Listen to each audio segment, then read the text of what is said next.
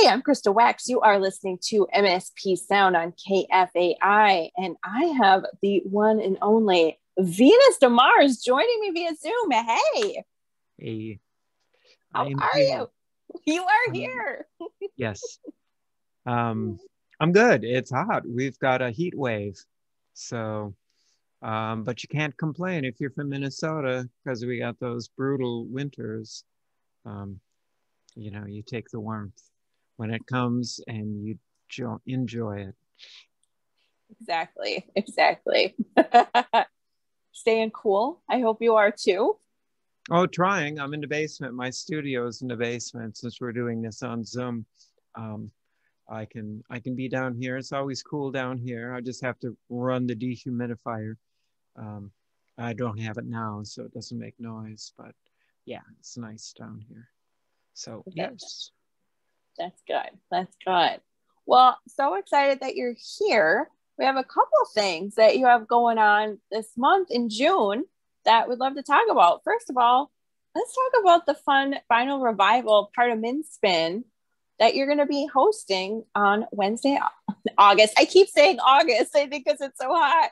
Wednesday, June Yeah. 23rd. Yes.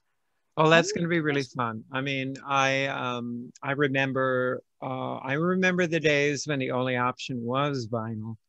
And then CDs were the new thing, and then downloads threatened to destroy everything, but then people just hung on to their records, and now the records are back. So, um, yeah. How are you feeling that finals back? I mean, do you? And I feel like Well, maybe you're a purist who is like they never went away. it never left for me. No, I just collected up everybody else's albums when they threw them away. So I have a Very very nice collection of I'm one of the few DJs who still works with creating actual vinyl crates.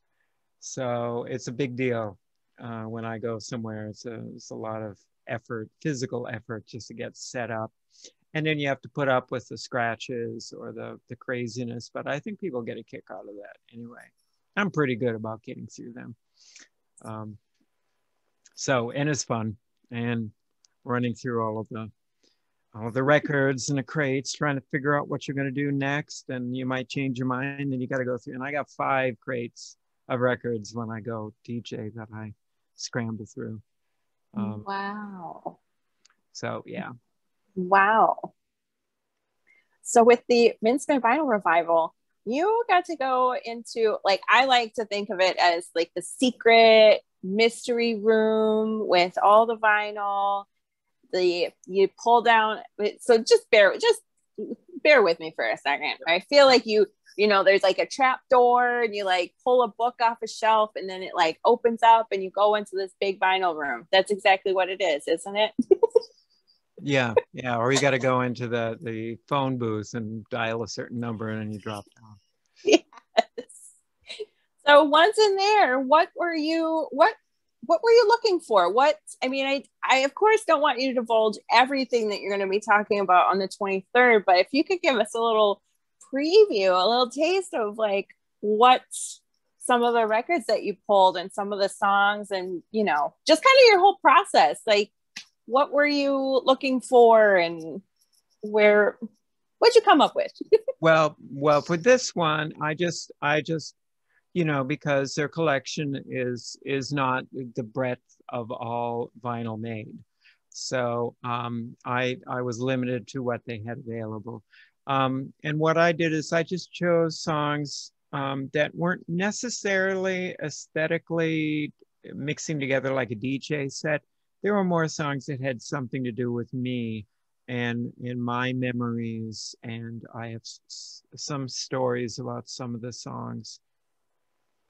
So when I came across one of those records, I pulled it out, and so those particular songs are more time markers for me, or event markers for me, than for the aesthetic of like putting together a DJ set. So that's kind of what I've done with what I'm doing. And then I've got a few, since I put out an album on vinyl in 1984. Um, I thought I would share a cut off of that, and also a cut off of two other releases that I put out more recently on vinyl. So I'm mixing all of that up. So I'm kind of just talking about vinyl and my association with vinyl as far as that goes. And I did find I bought one album out of New York. I go out to New York a lot, and back when everybody was throwing away all their records, I was finding these great records that DJs were unloading and going all digital, and I'd find them in used stores. It was great. I got a lot of records out there for a while. Not anymore, but back then. And I got one record which I really liked, but it was just in a mess of condition. It was just really horrible. Somebody kept it in a barn or something. It was terrible. And I went online to see what kind of techniques for cleaning, because you do the alcohol and the brush, you know, but it doesn't just never seem to. And then I came across this thing where there's this technique of using wood glue to clean your records. I know it sounds really scary. And so I thought, well, it's a used record. If it destroys, I don't care. I just got to see if this works. So I did it. It takes it takes it takes 24 hours to get it to work, because the wood glue has to cure. And there's a technique of putting it on and then you peel it off. And it's kind of like one of those mud masks that you put on your face, you know, when you had really bad acne when you're a teenager. You pull the mask off and it pulls all your blackheads out. It's just like that. And it pulls all the dirt and all the crap out of the cracks, or the little rivulets of the I don't even know what you call them, of the vinyl record, the grooves, pulls all of that crap out of there, and it actually works. It doesn't fix a scratch. So if there's a scratch, there are other things that people do to fix scratches, which involve like really high intensity, getting in really close with like a microscope, not a microscope, but something like that, so they can get right in there. And then they actually work at trying to smooth out the little lips of the crack, and they can get it to sound pretty good by doing that. It is possible, but yeah, no, this cleans the dirt and the crud and everything, and it actually sounds really good after you do that. So oh wow, an amazing thing. You just don't want to get it on the cover, the middle disc, because if you get it on there, you're going to destroy that. So okay, all right, I like this. I could do a little self-care night, do a little mask for myself, do a little mask for my records, and we'll vinyl. all be happy. Yes. Well, what are some of the albums that meant a lot to you? And like, can you give a couple of these time markers albums? Oh, let me think. I was there earlier today. Well, so different eras. One of the first albums I got was the Velvet Underground, when I had moved out and had my first apartment. And I had kind of the classic ones, the one with the banana, and then the other one, the one that I chose for this. And I just love the creativity that they were doing back then. It's just so intense. The You know, they're playing with the stereo field. It sounds really low tech. A lot of it was live recordings or primitive recordings back then, and especially for that band. But I just loved it, and I would play it in my apartment all the time, and listen to it on headphones, and listen to the stereo thing that they're playing with. You know, talking in one ear, talking in the other at the same time, but different things. Um, I just love the creativity. So that really got me thinking about music in a different way. Not the top 40, not trying to be famous or get on the radio, but to do art as music, do music as art. That really was a paradigm shift for me in thinking of how to approach music as a musician. I played guitar when I was a kid. I played acoustic guitar.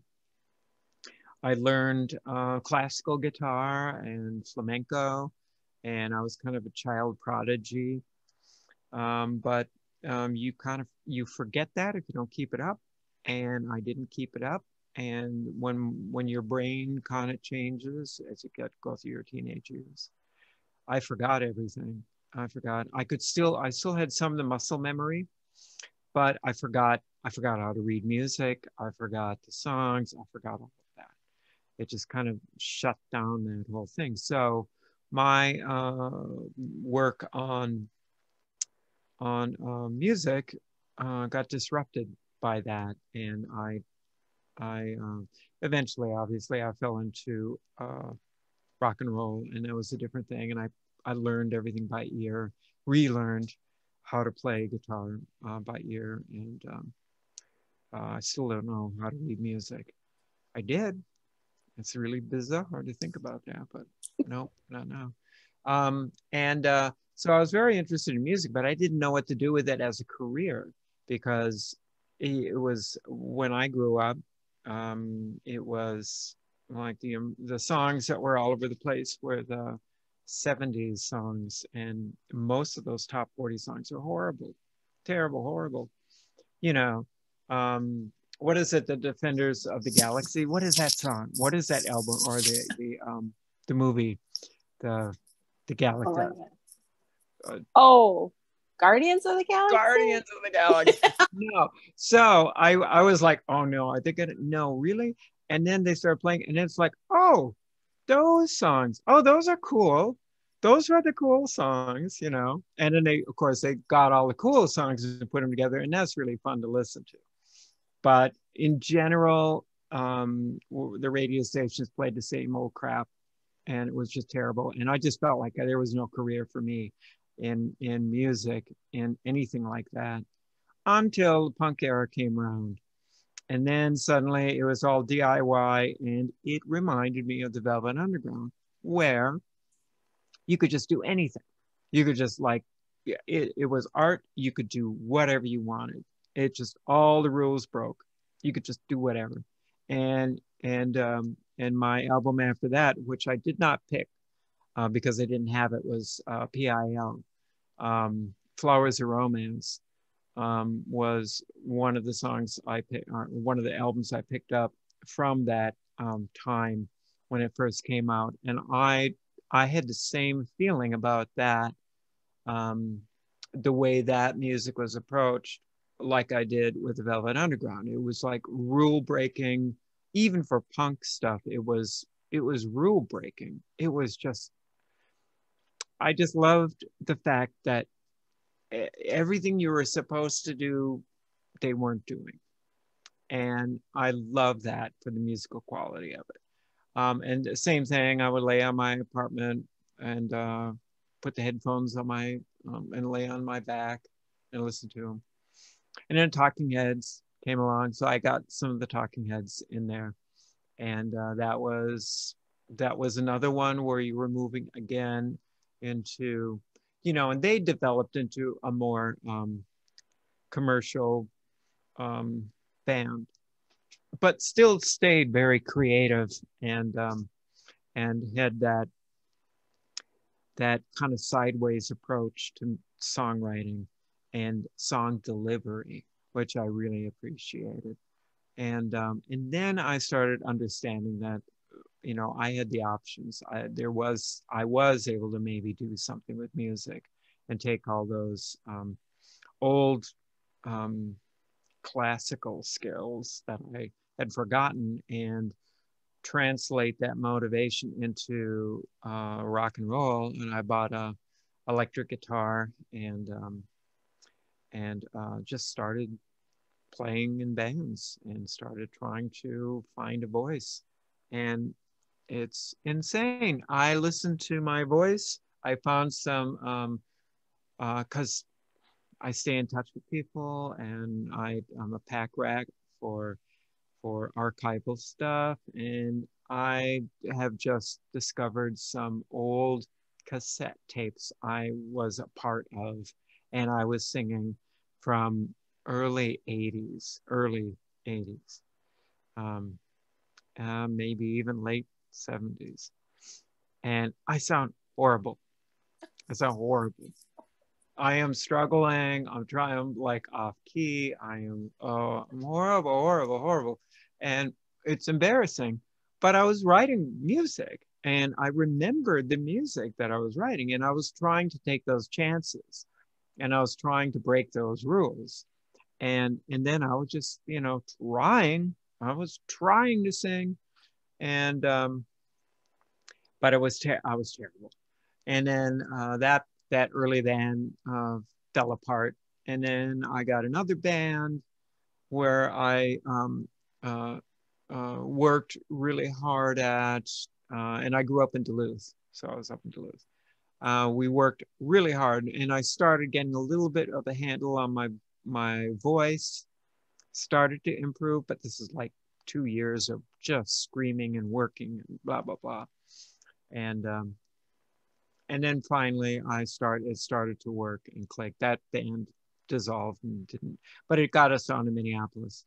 And then years and years later, after I did a lot of time in the art world and performance art world and filmmaking world, I came back to music, and that's when I formed the Horses with my drummer from that old band originally, and then I had to again scream into the microphones until I could finally find my voice. It took years for me to find a vocal style. So Really? yeah. Wow.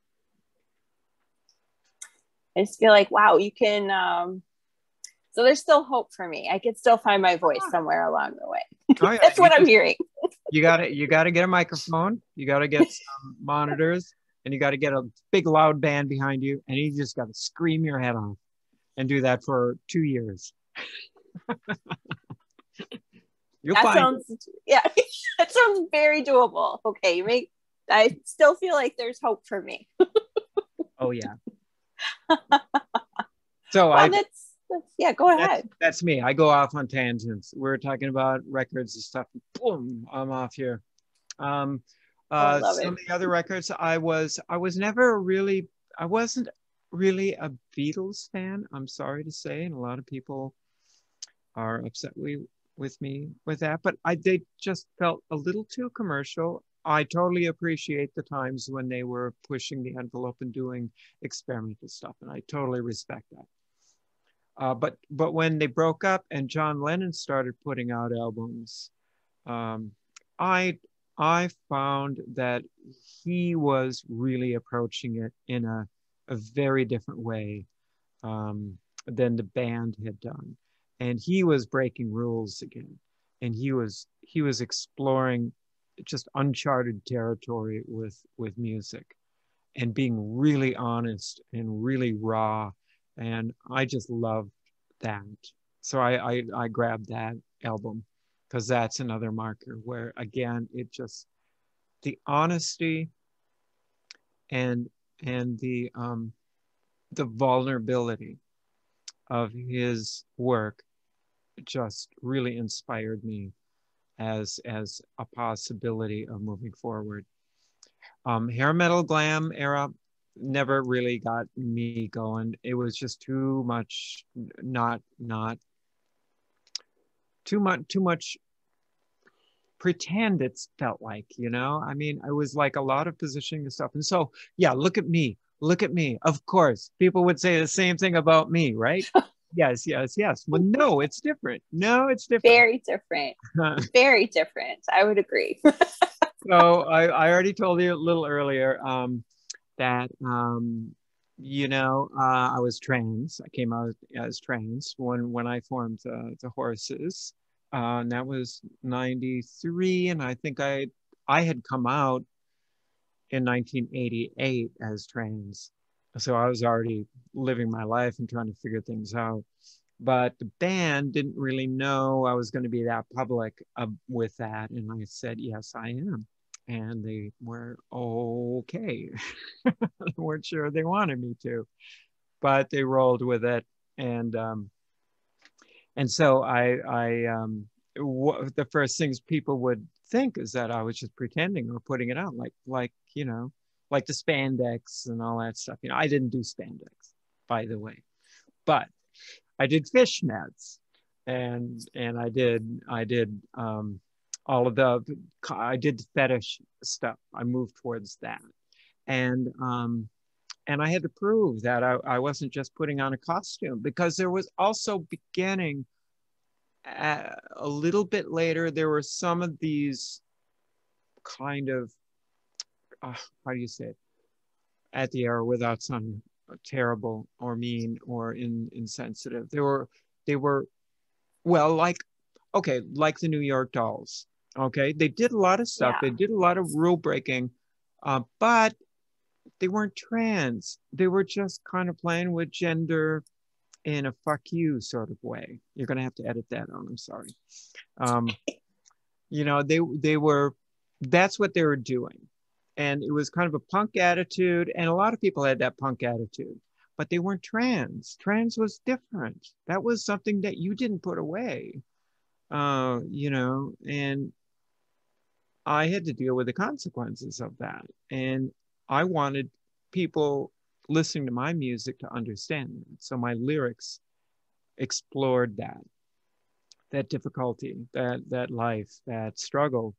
I went through years and years of just being very suicidal, and up and down, and back and forth, because there wasn't really a trans community back then.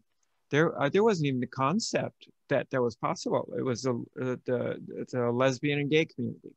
They were the ones. They were the real deal. They were the community that was for real. I thought I was a fetishist for the longest time, because there just wasn't anything about being trans unless you went through transition, right? And if you went through transition, then you'd start over again. Then there was a medical term, and there was a medical blending in and a solution for that, but completely out of reach. I mean, nobody paid for that. It was, if you were trans and you were only the elite or people who knew somebody could go overseas and get transition surgery. And then what did you do after that? You're supposed to forget about your old life and then just start a new life and pretend your old life didn't exist. So I totally felt I was a fetishist, and that what I was dealing with was being a transvestite. Old term. I apologize for that. But that was a term that I was conditioned into thinking that was who I was. And but I tried to empower myself with that. And so when I was taking hormones, I had to fight to do that. I did it on my own. I also verged into the illegal hormone thing and shut down my liver for a while. And then my doctor, who was giving me prescribed it, and got freaked out, because I just, I don't know if you dealt with that, but there's a lot of stuff happens to your body when your liver shuts down. And I was in the middle of that, and it looked really bad. And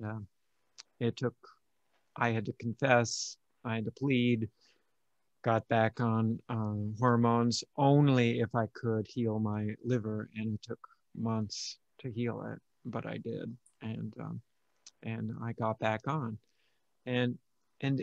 But that was a world I lived. It was very broken, very scattered, and you had no stability. And I was in a marriage with my wife at the time, and still we survived it, but you know, she was trying to figure out what the hell was going on and how to ride that out. And then you had no security, no job security. The oppression was everywhere. You could be fired. You could be kicked out of your apartment, anything, anything. You had no rights. So, you know, and that reflected onto her. So she was afraid of her job. She's a professor. She was an English professor. She was the one making the money. I was a crazy one trying to be a rock and roll star. And so she had the money, and I was, you know, I had odd jobs. Some worked for a while, some of them didn't. But that was my main focus, and it reflected on her. She got into situations where there was oppression against her because of me. People were afraid of her. They didn't know what to think. So that was the era. I'm rambling. I'm going on. Blah blah blah. So anyway, so what I was looking for in music, let's bring it back to the records. What I was looking for and what was so important to me was the rule breakers who were honest, who were vulnerable, who were truthful. Those were the artists that I followed. Bowie, he came out with Ziggy Stardust. He had a hell of a life. He was dealing with a lot of addiction, a lot of drugs, and a lot of that stuff. He came out of it.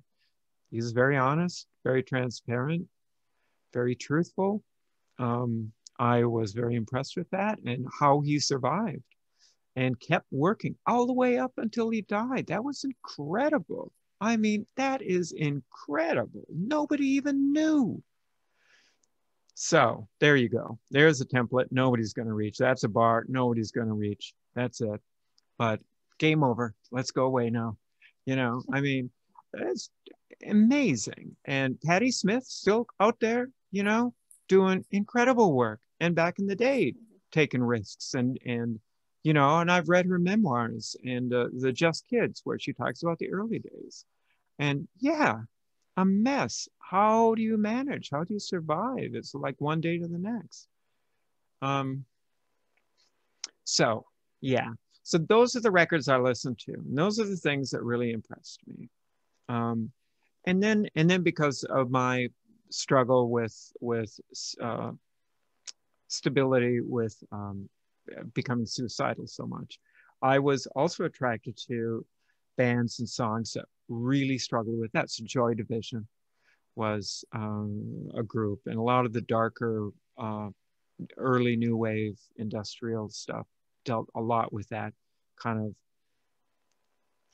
that struggle of how do you fit in, how do you deal with, how do you live, how do you manage. And so I was attracted to that, and I listened to all of that and was influenced by a lot of those things.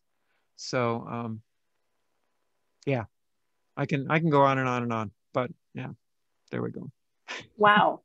Your story, thank you so much for just opening up and just kind of talking about and bringing it back to that time in the 90s of what you went through personally. Like, I can't imagine. I'm happy that you kept going, because I was like, oh my God, I think I'm going to start crying. Like, I just am getting very emotional. And then you kind of switched it, and I was really glad. But I did want to go back to that because, wow, how do you feel about, I don't know, now I'm getting off topic. You are fascinating. Yeah, I mean, you've lived such a life, and I'm sure we could talk for hours, but like, how, you know, Pride is coming up in a couple weeks, and your band All the Pretty Horses are performing that weekend at Palmer's as well. Like, how do you feel? How does Pride make you feel now? I mean, you've lived a life. It seems, you know, it's very different times now, essentially. Is what I'm trying to say. Yes. Yes. That's a good question. So just to get the show plugs, on the 17th, we're at the Hook and Ladder, full band. Out from COVID, we finally started rehearsing about 2 months ago, and I had to shake a lot of rust off of myself and a lot of non-singing mucus on my vocal cords that did not want to budge. It took a while. It took me all 2 months to get all of that stuff back. So that's wonderful. I'm feeling really good about that. So I'm excited for that show. And then on Saturday the 25th or Friday the 25th. Is that right? I'm looking at my computer. Yeah. Yes, Friday the 25th, we're at Palmer's patio, and that's Pride weekend.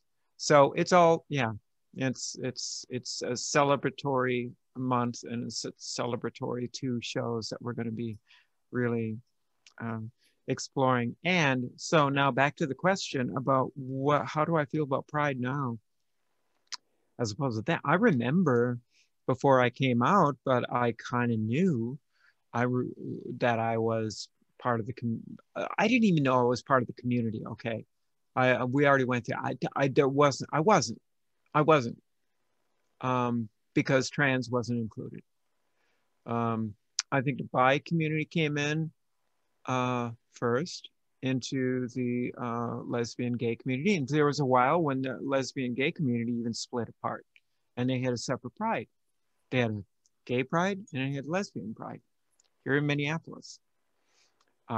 That's how broken it was and how Wow. ununified we were, and it did happen, and the marches were small and dangerous. I remember one march that came down. I live on Portland Avenue.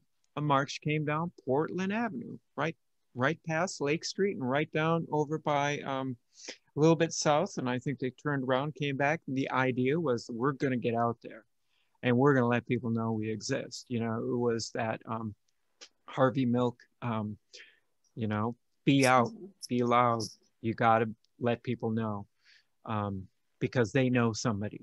They know somebody that's in the community, and you have to make sure they know that. And that's the only way you can make a difference. So they took that. It was tough. It was a tough march to watch. People were not very nice on the sidelines. Very brave. And I remember those days. And and then and then things got better, and then there was the block parties, and then the clubs started doing the music, you know, the big music things. You know, it was always good. It was always good when you were there in your group and you felt good. That was great. But yeah, it was the bi community came in next, and the trans came in a while later, and it took a lot of energy from the trans community, which had finally started to recognize itself as a community, starting out at the coasts. Of course, they were the ones that were really starting to unify. The rest of us in the middle of the country were still like, I don't know where we are. I don't know. We all felt individual and alone. But eventually the coast came in and we all kind of unified. And again, this is before the internet could do anything. So this is kind of slow word of mouth kind of stuff. It took a while for that to happen. And finally we got loud enough and unified enough to get our letter included. And and now, I mean, it's amazing. It's amazing. And so, you know, okay. So the Pride celebrations now, I was feeling a little frustrated with the corporate jumping in and really taking advantage. I mean, it's a two-edged sword. You need that. You need that support. You need that openness. But it always felt a little late and a little not enough. You know, there was something about it which was kind of didn't quite sit right with me, but you appreciated it. When the trans community was part of it, that felt good. There, I still ran into people that did not like it and weren't happy, and I would hear it. But in general, that was accepted. That was moving forward, and there was no stopping it. And then you know, and we just still struggled along. And now it's very different. It's I think I think there's been a much more of an awakening, and I will say, in rock and roll, I think Laura Jane Grace coming out in rock and roll broke a ceiling. I was hammering away at that ceiling way back, you know, in the 90s and in the early to mid 2000s. I couldn't break it, and I was trying. And she was the one, because her band had established itself before she came out. That was her leverage. And I was just trying to do it from the ground up. I was like, hey, I'm trans. This is me. You gotta accept me. No, they're not gonna do that. But you know, and they wouldn't. But so I was trying to do it that way. But what she did is she had leverage. She was making money. She had record labels interested in the music. She had a fan base. She had that above ground support. And then she came out and they had to deal with it. And they did. And they recognized what I had been telling them all along, like, you crazy. People really want this to happen. You could just do wonderfully if you just, okay, sign us, get us, you know, help us out. No, it's not going to work. But I was telling them the same thing, you know. And finally, it was Laura who convinced them, and they saw it, and they jumped behind it, and everything changed. Everything changed. I mean, it was just within years that President Obama was recognizing the trans community in the State of the Nation speech. Amazing, amazing, and everything changed. And I have to say, I never thought I would see it. Mm-hmm. I did not think that change would come in my lifetime. I didn't think so. I thought it would be that fight forever. So this is amazing to me to see this. So many bands out there that are trans. Almost every other one has somebody in there that's trans. And it's like in kids, you know, and in schools, and everybody's rallying, and the parents are behind their kids and fighting tooth and nail to get the rights that their kids need. And the backlash that's happening now because they, you know, down south with all of these bills that are going through. And it's a big deal. And it's, wow, it's amazing. It's amazing. So I think there's a reason to celebrate Pride now. All the ups and downs, all the, the corporates and blah, blah, blah, and all that stuff. It's really made a difference. From those days when that small, you know, 150 people went down Portland marching with people jeering from the sides to now, yeah, it made a difference. So let's celebrate. Yeah, that's, I know, I kind of get, I don't know, I love buying stuff for Pride. I love seeing what, you know, I love rainbows and everything. So I'm forever 12. I love rainbows, unicorns, all that stuff. And so I do get kind of like, I love how it's so accepting now too. But it's also like, yeah, these corporations that, you know, they sell all this stuff, but then I'm buying it too. Yeah. But you know, I can't help it. But I wish all these corporations would be excited about every month and heritage and everything that we're celebrating, like we do Pride, because Pride is like a great month, and it is such a great callback to remember why we are celebrating it. And yeah, going from people marching, on Portland Avenue to, you know, Pride is celebrated throughout the Twin Cities, throughout the country, at every, I mean, it's just a big fun weekend, but it is fun, but we got to remember kind of where it came from too. And so I really, really appreciate you just kind of sharing where you came at, because it is really interesting to see the progress that we made. And I'm so happy that you were able to be there to see this amazing progress along the way too. Well, and then of course we're in America, and we seem to think that America is the world, and it's not. There are people in different countries that are just suffering horribly, part of the community, any aspect of the community now.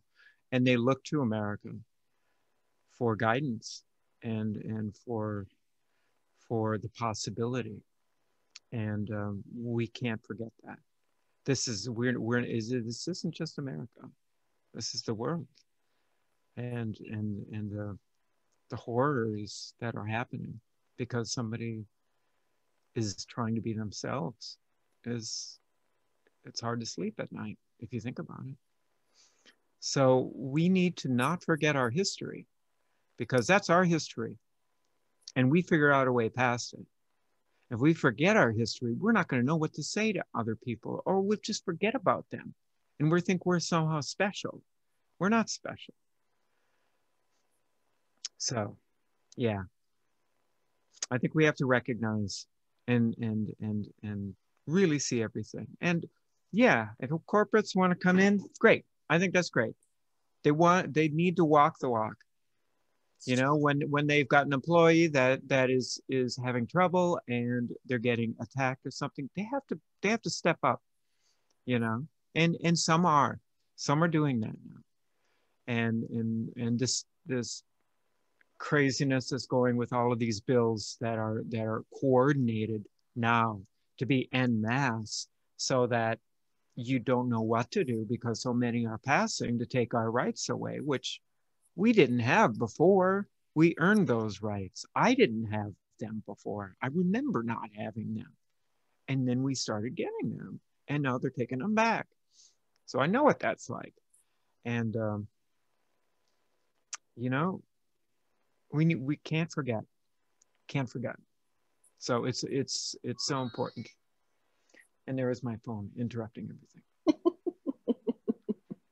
It's that's like good. I was on a roll like, anyway. So it felt just like a perfect time for a. Calm down. Wow. Well, yes, I'm so excited about your upcoming live shows. I'm going to be at the Hook and Ladder next Thursday. What week is it? Yeah. In the calendar. Just June 17th. A week away. Woo! That's an incredible show. I'm very excited for that and to see Maida as well. Yes, they are just an incredible performer.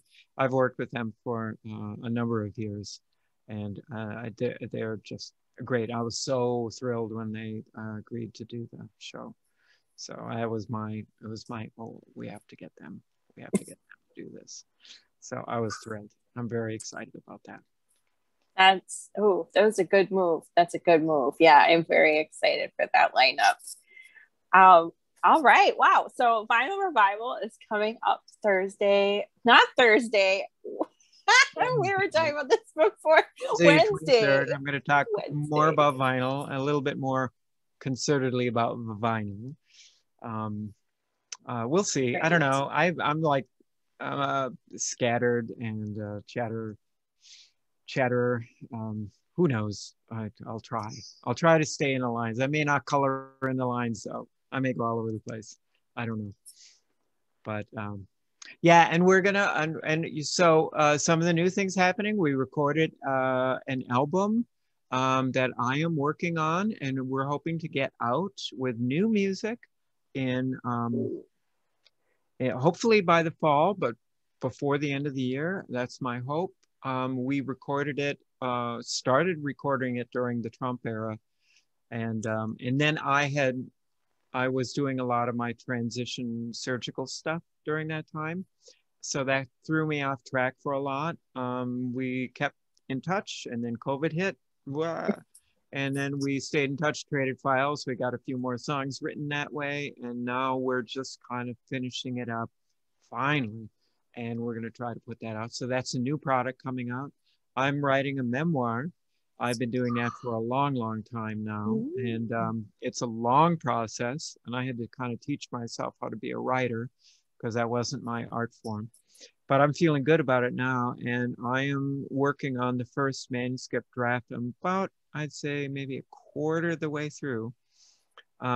my spouse also is writing a memoir, and that is about the same thing, being trans, being in a relationship in the early days, trying to get through rock and roll as a trans person, all the craziness, and keep a relationship together. Ha ha. Ha.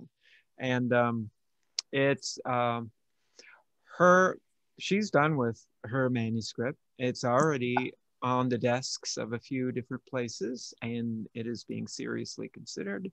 So I think she's going to have that book out before I get mine out. And it's kind of nice because she wrote about it. I'm reading it now because it's like, oh, okay, it's going to be public. I got to read it. And it's like, oh, I don't have to write about that. No, I don't have to write about that. It's great. We both are very trying to go that line, like I said about rock and roll and music and artists. We're trying to be honest. We're trying to be vulnerable. We're trying to be raw, and share our histories. So I'm very excited about that project too. I love that both of you are writing a book. I can't wait to I can't wait to read. I can't wait to read those books. Just, yeah, you can put them next to each other. And yes. Mine is, I will warn you, mine is more experimental. So mine is going to be written kind of like the way I am. I'm just all over the place. So mine is a little different style. It's all in the moment. It's first person. So it's kind of like I am inviting the reader to get inside of my head and hang on. So that's the way my book is. Lynette's book, since she's a writer, she's a poet, and she is a professor, English professor. Hers is much more traditionally written, and the narration is more reflective, and she covers a much more longer breadth of time of the whole experience. So mine is a little narrower. But yeah, I think if you had them both, you're going to get a pretty good picture. I feel like we'll be in the relationship with you too. Wow. And I like that you have two different styles. Of course, I mean, that's just great because no one wants to read. I love reading. I do. I love to read. I nerd out at the library. I love it. But yes, to get two completely different perspectives, of course yours is going to be experimental. You're not experimental, but you're saying earlier about I color, but I color outside the lines. I wouldn't expect anything else from you. Yep. Mine's definitely outside the lines. So. Nothing wrong with that. I like it. Oh my gosh, Venus, thank you so much for your time today. It was so great getting to know you and hearing your story. And I can't wait. I'm definitely going to be tuning in to your Vinyl Revival program at Minspin on Wednesday, June 23rd. Can't wait for the show next week, which when this airs, it'll be that week. So yeah. Even better. And yeah, happy Pride Month. Happy Pride. Happy Pride.